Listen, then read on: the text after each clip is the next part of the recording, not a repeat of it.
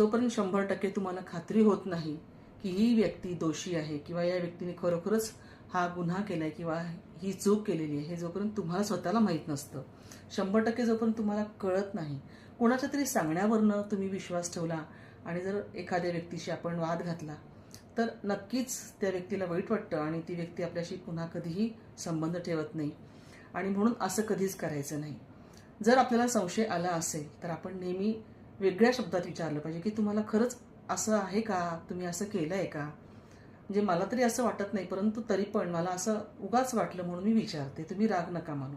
असं जर आपण बोलत तर त्या समोरच्या व्यक्तीला तेवढा राग येत नाही आणि मग ती व्यक्ती समजून घेऊ शकते की हो, असं यांना वाटलं म्हणून यांनी विचारलं. संशय घेणं ही केव्हाही गोष्ट वाईट आहेच, नक्कीच वाईट आहे, परंतु ती कधी कधी चांगली आहे.